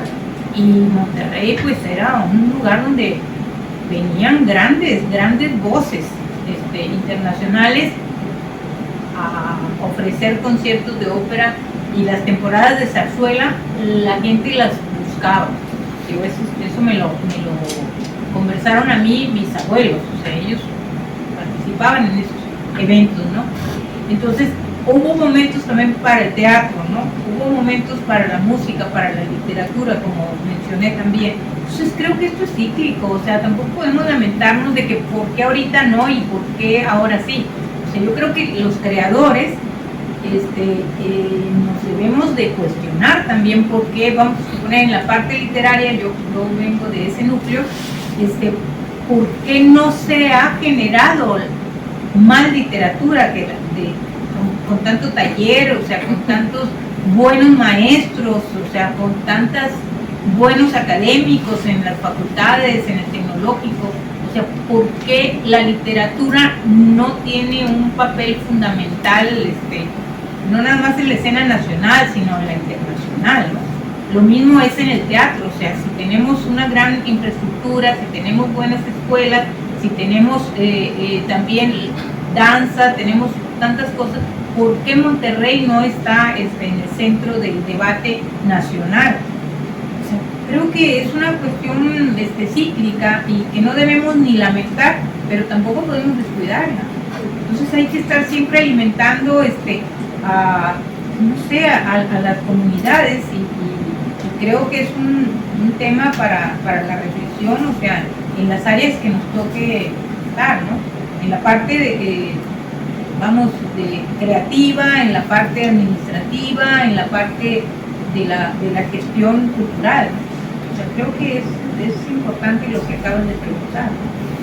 Y pues aparte Monterrey es una ciudad de esfuerzos, o sea, ese lenguaje que ahorita se maneja mucho de emprendedurismo, pues eso es un término de moda. Monterrey siempre ha sido un lugar así de emprendedores, así es, ¿no? Entonces, pues bueno, o sea, hay emprendedores de literatura porque hay grandes tribus de escritores, ¿no? O sea, un chorro, pero te llaman comunidad. Esas comunidades son necesarias para que la literatura se dé. Lo mismo pasa en el teatro, o sea, si son buenos o malos actores, no importa, necesitamos esa comunidad. ¿Por qué? Porque no todos serán buenos actores o buenas actrices, pero serán públicos, y lo mismo en la literatura. O sea, cuando vas a un taller de literatura, no todos los que van a los talleres de literatura van a ser escritores o escritoras, no, serán grandes lectores, quizás la mayoría. Y lo mismo en el teatro, y en el cine igual, no todo el que ve cine o el aficionado al cine va a ser director de cine, aunque muchos aquí hay muchísimo. Y yo voy a decir algo, que espero no te molestes, pero yo pienso que los poetas en este momento es la gente del cine. O sea, por las imágenes, por las metáforas, pero hay una traslación en cuanto a los lenguajes, o sea, que tiene mucho que ver. Vean las películas, de repente hay mucha poesía en muchas de las películas, y de repente se pueden perder porque hay mucho cine. La verdad es que yo no termino de ver, o sea, y los autores aquí locales, o sea, digo, la verdad me asombra de tanto director que aparece o tanto guionista, en fin. Y bueno, creo que en la parte de la literatura y el cine hay un enlace que aún no se ha podido ver muy bien, ¿no? O sea, como que se necesitan unos y otros. Y definitivamente entre muchos de nuestros clientes del videoclub sí hay cineastas dedicados al 100% ¿Sí? ¿Alguien? Igual miré, porque ¿qué les parece si voy así tomando en cuenta a estas personas? Quiero empezar, a ver, ¿será que o nos podemos escuchar a lo mejor? Sí, si no se escucha me dicen para. Bueno, yo estoy en desacuerdo con lo que dice la maestra María. Yo creo que Nuevo León sí es cíclico, pero porque los mismos artistas así lo han propiciado. Y también ahorita Cermeño trae una campaña muy fuerte con la inminente desaparición de Conarte, ¿verdad? Entonces yo creo que las vocalías que hay en Conarte se deben de trasladar a la ciudadanía. O sea, creo que el artista se ha limitado a lo que le dan, y no, o sea, debemos de incentivar el consumo. O sea, hay que ir a promover, a vender el arte de los pintores, la literatura, o sea, buscar inversores. Pero ¿qué pasa? Que lamentablemente los artistas están atenidos a ver quién queda de vocal en Conarte. Entonces por eso hay ciclos, porque estamos esperanzados a ver si ahora sí el que queda de vocal nos apoya. Entonces debemos de ser más proactivos, y yo le decía a Jesús, o sea, también yo le pregunté igual que José Eugenio, porque yo imaginaba que el espacio es fundamental, pero aquí yo creo que es indispensable hacer una red con los artistas, o sea, que el artista, el de teatro, sepa que aquí hay un espacio, y que sepa cuánto es, los productores, que sepan de primera mano, oye, están estas fechas, manejo estos, me voy por porcentajes, o sea, los datos que uno como inversionista a veces necesita para no estar Digo, yo en lo particular pues he hecho eventos en arte macro, en el Aguizote, en el mismo oficio, ediciones, pero siento que hace falta la vinculación de los espacios con los artistas. Cuando logremos tener realmente el circuito, pues yo estoy de acuerdo con el concepto, pero hay que integrar a todos los actores. El espacio definitivamente se requiere, pero si no hacemos el enlace con los de danza, con todos los círculos, o sea, lo que hay ahorita con arte hay que nosotros organizar, porque pues ya el gobierno está demostrando que no le interesa seguir invirtiendo en los artistas, digo.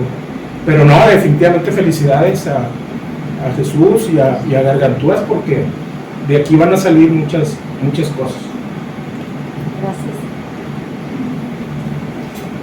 Bien. Adelante. A ver, maestro Baiza.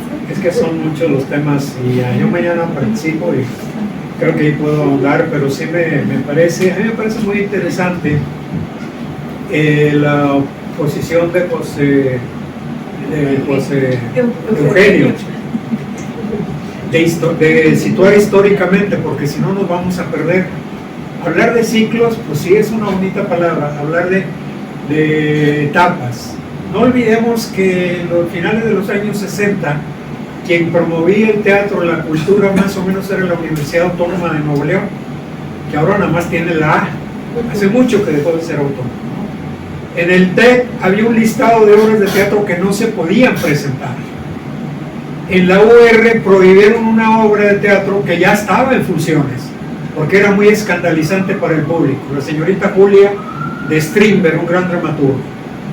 Salvo las instituciones universitarias, Arte AC, aquello era un páramo, ¿no? Luego viene Conarte, que está cumpliendo 30 años, ¿no? Y luego viene Marco. Se ha considerado que la burguesía neoleonesa o nuevo-leonesa, o el nuevo leonesa, es de las más incultas que ha habido, salvo excepciones. Hay un fenómeno que hay que analizar. ¿Por qué las señoras ricas son las que están al frente de las grandes instituciones del gran capital? Esta es una pregunta que tenemos que hacernos. ¿Por qué la Secretaría de Cultura se quiere engullir al Conarte? Yo estuve en Conarte, yo fui representante de literatura y dimos una batalla en el momento más agudo, cuando había aquel foro internacional mundial de las culturas que fue un fraude. 2006. Un fraude de pe a pa. Y ahí nos fletamos pintores, escritores, músicos, algunos de aquí de ustedes se acuerdan, algunos otros no. Eso se ha venido perdiendo, ¿por qué? Porque la burocracia es muy cabrona, la burocracia ahoga, y el business también ahoga, el dinero, el gran dinero. El de los espacios independientes no es ningún gran dinero, o sea, apenas se sobrevive. Claro. María lo decía muy claramente, se batalla. Lo único que hay que defender de los espacios independientes es la libertad, que en otros lugares no existe. Yo puedo hablar por el teatro, pero por la literatura también y por los espacios. Aquí voy a echarle una crema a los tacos de Gargantúa. Yo pienso que Gargantúa es un lugar icónico en esta ciudad que va a cumplir 22 años Gargantúa, por lo que se hace ahí y por lo que se ha mantenido ahí cuando lo abrimos Anuar y yo, cuando estuvo María, porque como igual que José Eugenio, yo soy incapaz de administrar y de publicidad, ¿sí? Ella aprendió mucho, siendo que viene de un trabajo independiente. Y aquí empiezo la historización. En los años 70, el primer taller independiente de literatura en Monterrey fue el que armamos nosotros. Caligrama, ahí está Mario Anteo, ahí hay muchos de los que están ahorita publicando, ¿no? 70s. Había un lugar que se llamaba Café Mexicano, que era nuestro lugar de reunión. ¿Te acuerdas, Tomás? Sí. Tomás hizo ahí actividades, llevó teatro y lecturas. Era un café, pero ahí había libertad. Eso se ha ido perdiendo porque los controles institucionales y del gran dinero de Nuevo León se dan cuenta, ojo con esto, las instituciones están atravesadas por ideas, por políticas culturales, por lana, ¿sí? Y bueno, hay que decirlo, este estado no es muy famoso por ser democrático, de libertad de ideas, de pluralidad, como lo es el Distrito Federal. Pésenos o no nos pese, y un poco más incluso Guadalajara que Nuevo León. Entonces, 70s, Caligrama, un grupo de literatura que tuvimos que negociar con el IMBA, porque ellos fueron los primeros que trajeron el primer taller de literatura oficial. Firmamos la Pipa de la Paz, porque éramos duros, anarquistas y la chica. Éramos un grupo de literatura en los 70. Todos los demás escritores estaban conectados con las instituciones. En los 80, Arcali, que mencionó María, fue muy importante. Arcali es el ensayo de lo que es ahora Gargantúa, de alguna manera, porque Arcali había cine, había libros, había teatro, había debates, había pintura, había exposiciones. 86, un año, nada más duramos ahí. Y María era la responsable porque ella negoció, a ella la buscaron, ¿no? Pero María no mencionó otro lugar que seguramente muchos de aquí se acuerdan, que era una cantina vil que se llamaba La Pirámide. Sí. Ese lugar fue muy importante culturalmente en los 90 aquí en Monterrey, 95. Ahí nos concentramos mucha gente de literatura, de pintura, nos mentamos la madre. Ahí Jimena Subercasó hizo, con la concurrencia, pintaba, hizo una exposición, era más musical que otra cosa porque era un lugar chico, ¿sí? Pero eso fue en los 90. Estoy con la historia que menciona José Eugenio, ¿no? El Chepe, es que yo lo conozco por el Chepe. Que lo conocí en Arcali cuando era un muchacho chavo, ¿no? ¿De acuerdo? Sí. 90s. Y en el 2000 aparece Gargantúa. Ojo con esto. Y Gargantúa es el que ha perdurado. ¿Por qué? Porque traemos detrás una historia nosotros y de alguna manera hemos sobrevivido. Hubo alguien que dijo, ¿cuánto quieres? Aquí hay un cheque en blanco. Querían el espacio de Gargantúa en el 2004, gente con lana.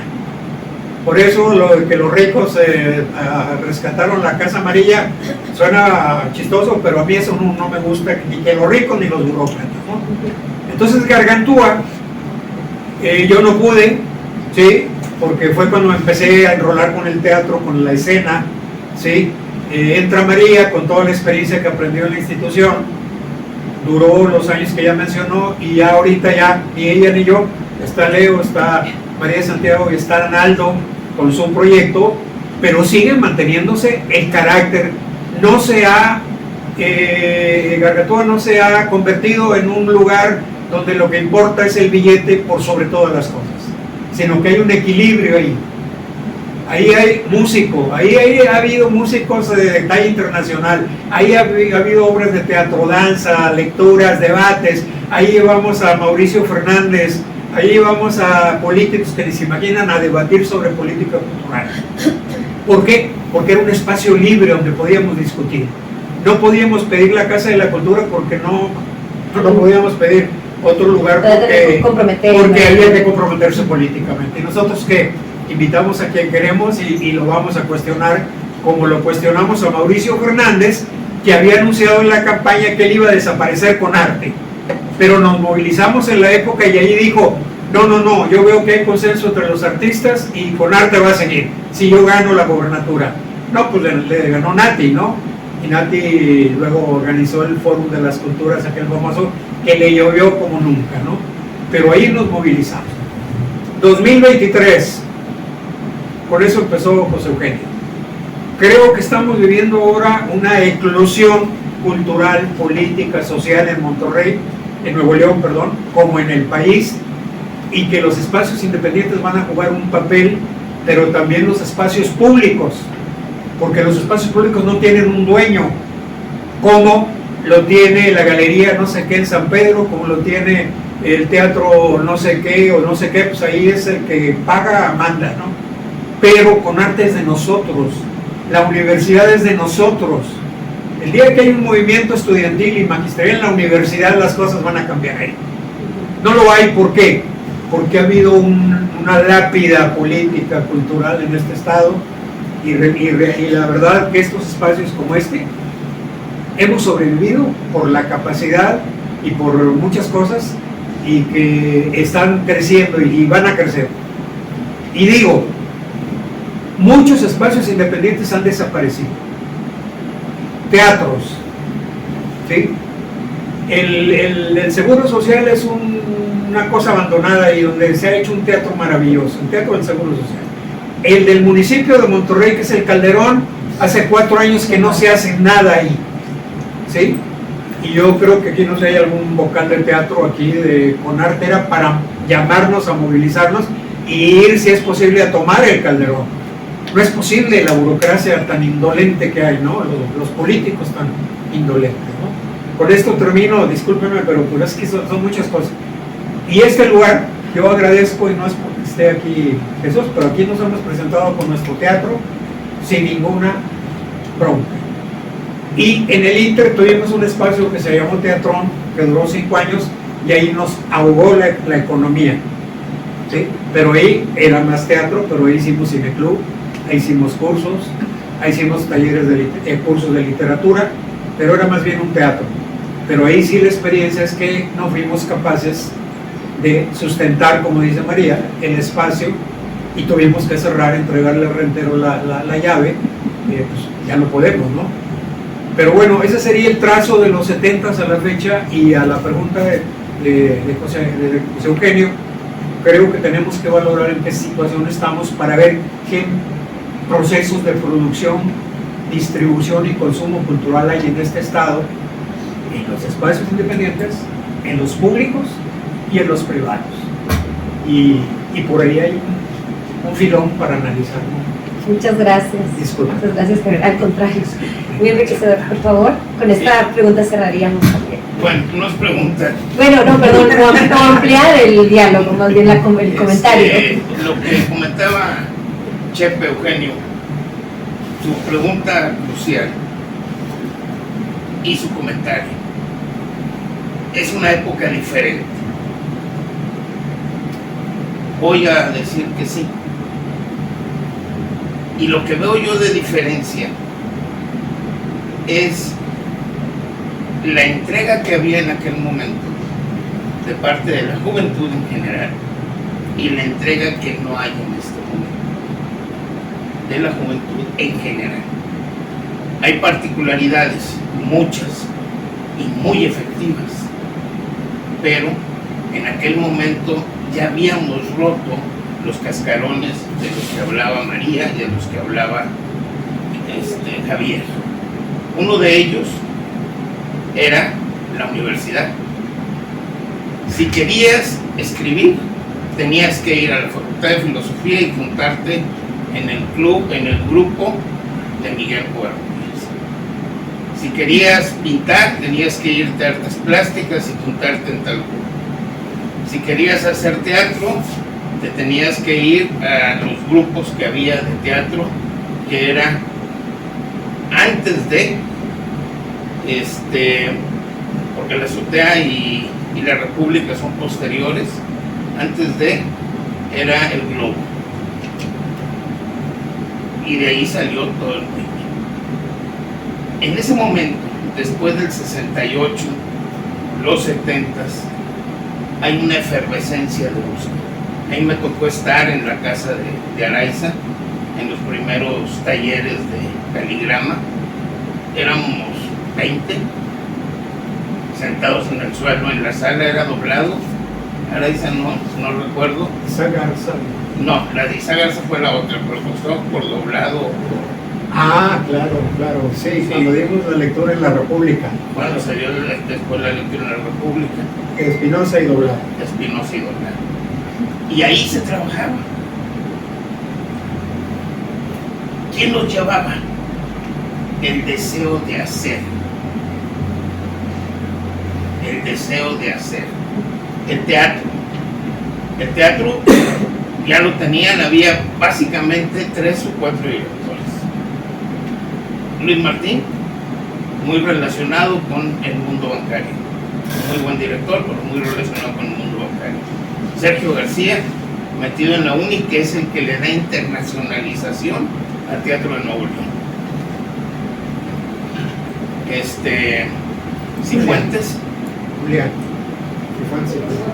Francisco Cifuentes, que lo saca a nivel nacional, y Julián Guajardo, un maestrazo que nos da un lugar a nivel nacional y a nivel internacional con obras como El juego de Susanka, bueno, varias obras. Ese era el fenómeno. Y la gente iba y se llenaban los teatros, pero había el deseo de que hubiera cosas. Llega un momento en que se cierran y trabajan en los espacios que les dan las instituciones. Ojo, y ahí voy a entrar un poco a lo que hablaba Javier. Entran a los espacios de las instituciones y ya empiezan a cerrar puertas. Junto con Fernando Leal, me toca a mí iniciar la pantomima en Nuevo León en 1973-74. La primera vez que quisimos presentarnos, fuimos y hablamos con Cifuentes al Teatro de la República para que nos diera chance. Entre función y función se estaba presentando El juego de Susanka. Presentaba la primera función y entre función y función presentar nosotros 15 o 20 minutos. Llegamos temprano, estuvimos esperando, nos dicen no hay chance. Nos salimos, nos fuimos por todo Zaragoza, no sé, María, Javier, ¿se acuerdan? Enfrente del Sabadaba, nos presentamos en la Plaza Zaragoza. ¿Cuál fue el éxito? Juntamos unas 200 gentes alrededor de nosotros, y de a peso y de 20 centavos, y juntamos un billete de aquel momento. Estoy hablando de 73, 74. Y nos decidimos por salir a la calle con el teatro. Teatro y pantomima. Y salimos a la calle. Nos fuimos a un encuentro nacional. Para eso tuvimos que ir a presentarnos en la Fonda de Andrés, y ahí se nos colaboró económicamente para poder ir a Guanajuato. Nos fue muy bien por allá. Regresamos, siguió un tiempo el grupo, Fernando forma Mimus Teatro y yo formo Gesto. Y son dos proyectos ya diferentes. Se sigue trabajando, pero también para esto los escritores ya empezaron a hacer sus propias producciones. No les daban institución. Y entonces ellos, y aquí está Araiza, que le tocó, fue de los pioneros de eso, de esta generación que todavía quedamos vivos, fue de los pioneros de conseguir el papel, conseguir la imprenta, conseguir los logotipos y imprimir revistitas. Caligrama, todavía debo de tener yo como unas 3 o 4 de caligrama. Y luego viene Tinta Joven, vienen varias publicaciones. La Hormiga Errante, que era una sola hojita, por Eligio Coronado, que se mantiene mucho tiempo y que metía la mano a su bolsa y compraba el papel y hacía las impresiones. Luego hicimos, como bien lo dijo María, en el Café Mexicano, formamos un grupo que era divulgación, que se editaron 5 cuadernillos, no hubo para más. Entre esos quienes escribieron ahí fue Javier, ¿cómo se llama?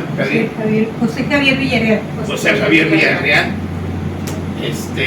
Fufo Vigil, también ahí se le editó su primer cuaderno, Poesía Urbana, que después la desconoció y luego la volvió a reconocer. Así es la historia. Hubo presentaciones de teatro, pantomima, exposiciones de pintura en medio de la construcción, por ejemplo, de la Macroplaza. Se llevó un compañero, Antonio Moreno, se llevó las puertas, los sanitarios, y armó una exposición. Él era muy bueno para el collage y ahora se dedica a la fotografía, y hace una exposición de puras piezas recuperadas de la Macroplaza. Y luego hizo una exposición, no sé si se acuerdan, de collage con mezclilla, también buenos trabajos. Luego ya se dedicó a la fotografía. fe. Pero era la gente lo que mantenía el proyecto. Era la gente. Luego ya empezamos a salir con los proyectos después de CAAC, que tiene razón, era el primer lugar que nos juntaba y hablábamos de cultura, hablábamos de arte. Ahí hubo 2 encuentros, un encuentro de escritores interesantísimo, que se logró que les abrieran espacio. Yo decía que lo había organizado Aquí Vamos, me dice María que no, pero se logró que les abriera espacio en Aquí Vamos y les diera todo el suplemento. Yo ahí les dije, en la reunión les dije que tuvieran cuidado porque se iban a convertir en escritores dentro de una caja de cristal. Vuelvo a lo que plantea Javier. La institución los metió y los separó del proyecto y cada quien se hizo en su proceso, lo cual no está mal, pero hubo que crecer otro tipo de movimiento. Ahí estuvo otra gente, no recuerdo el nombre de la compañera, que es muy reconocida ahorita. Se le editó a uno de sus grupos el primer cuadernillo en La Noria, y ahí fuimos. Pero ¿qué es lo que nos mantuvo y qué es lo que nos hacía estar? Era el salir. ¿Qué hay que hacer ahora? Ir a la calle, sí, pero el ejercicio puede ser lo que hace Raimundo. Y te topas con que no están, o tienes que irte a la calle, a cualquier plaza, y te instalas y te juro que se te llena de niños y es volver a alimentar. ¿Por qué? Porque la gran mayoría fue absorbido por las instituciones. Y las instituciones dicen quién sí y quién no. Dice muy bien el compañero primero que habló. Con arte lo sacó de la jugada a muchos artistas. ¿Por qué? Porque los hizo pasivos. Pasivo. Y yo tengo amigos que me dicen, no, es que estoy haciendo este proyecto porque tengo tal beca. ¿Y qué está haciendo lo tuyo? No, es que hay que sacar el proyecto. No sé si sale o no sale el proyecto, pero ya no hay esa naturalidad a la hora de hacer, no digamos cultura, arte, porque claro, cultura lo estamos haciendo en todos momentos. Arte. Pues que nos queda mucho. Ay, perdón por... Sí, ya voy a terminar. Aquí la otra pregunta que decía, ¿qué va a hacer nosotros? Bueno, la realidad es una. Ustedes están viviendo, y aquí yo también, obvio, pero a ustedes, ¿qué les queda de futuro? No hay de otra, las redes, el streaming. No hay de piña, vas a tener que entrarle al streaming y promover y trabajar desde ahí para promover cultura y traer a la gente a estos espacios, que por cierto, Jesús, donde estés, los felicito, está precioso el lugar. Ese es lo que hay que hacer, no hay de otra. Nadie va a venir, o van a venir nuestros cuates, como hoy yo vine porque vine a ver a mi amiga, pero hasta ahí. Si no es ella, vengo, no. ¿Sí me explico? Entonces, ¿qué hacer? Pues hay que trabajar. ¿Con qué? Con lo que tienen, y lo que tienen son las redes. No hay nada más. Y empezar a pensar en que los proyectos van a tener que salir vía el internet. La ventaja que sí, y estoy de acuerdo contigo, en este momento tienen el mundo por espacio, a diferencia de nosotros. Me contaba María hace unos días, íbamos a México con la ropa que traíamos puesta y las maletas llenas de revistas para repartirlas. ¿Sí o no, María? Era como podíamos hacer las cosas. Entonces, creo que tienen mucho por delante. Los felicito. Creo que tú tienes Raimundo, la mayor posibilidad. Y que a partir de que tú salgas, no a un lugar específico, a lugares populares, vamos a crear nueva gente. Si seguimos yendo a donde vamos siempre con los cuates, aquí ¿quiénes van a venir? Siendo sincero, escritores, gente relacionada con la literatura, uno que otro artista de teatro, uno que otro pintor, en la medida en que pongan espacios para pintura y para de contar. Gargantúa, ¿por qué es interesante Gargantúa?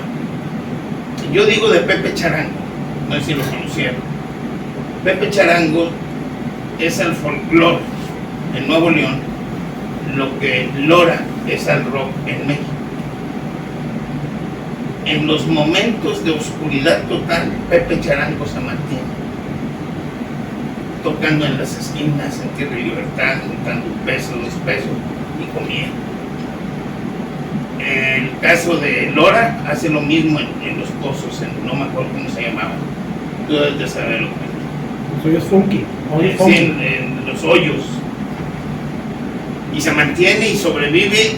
Y para mí de repente lo veo y digo, ay, híjole, no eres buen músico, pero tienes la resistencia y ahí estás y sigues y ahora te escucho.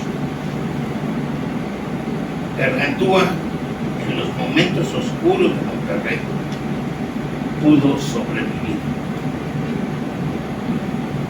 Pues Gargantúa ¡Bravo! tiene larga vida. Larga vida, y ahí va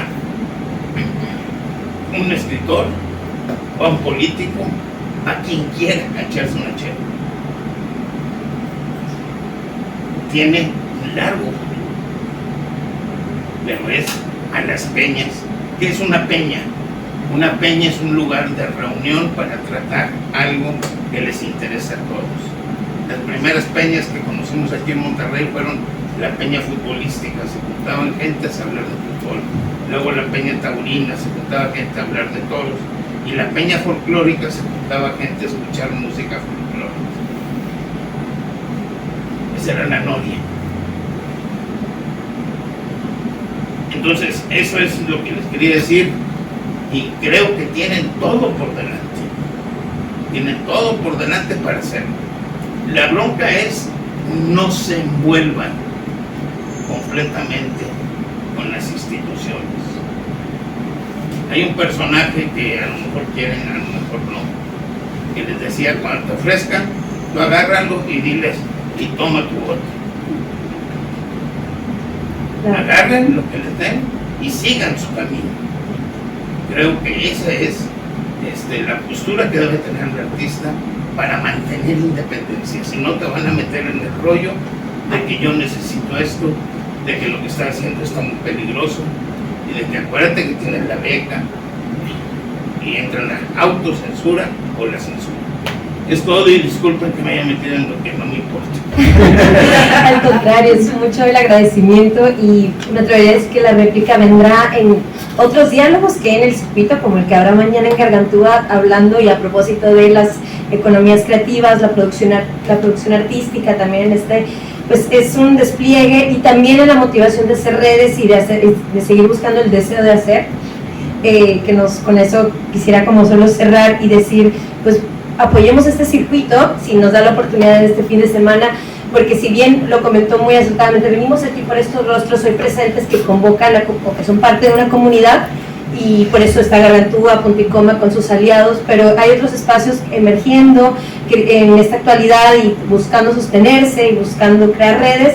Apoyémoslo por medio de este circuito que nos puede hacer mucho bien para futuras acciones en conjunto.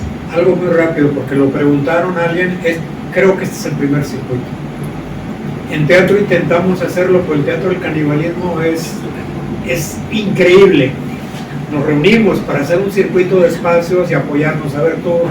Eso que se está haciendo aquí es la primera vez que se hace, al menos mi memoria de 50 años a la fecha de iniciativas independientes. No hay duda que este es el primer circuito tocando estos temas y otros, ¿no? Muchas gracias, porque justo Eso tengo el la duda de autolograrse. ustedes que están más chavos que lo intentamos en teatro pero no funcionó. Claro, y es bueno de que nos autonombramos, pero también que estas personas, ustedes hoy presentes y con interesadas, nos lo digan, también, o sea, viene también de ese lado para reforzar, fortalecer este piloto, este primer impulso para seguir haciendo más, involucrar a más espacios que sé que vienen en camino, pero pues sobre todo apoyar en este primer circuito, el CLEC, de Circuito Local de Espacios Culturales. Gracias, Punto y Coma, y a todos los presentes, a María, a Ray, a José Eugenio, muchísimas gracias por la conversación de hoy y a todos ustedes. Gracias.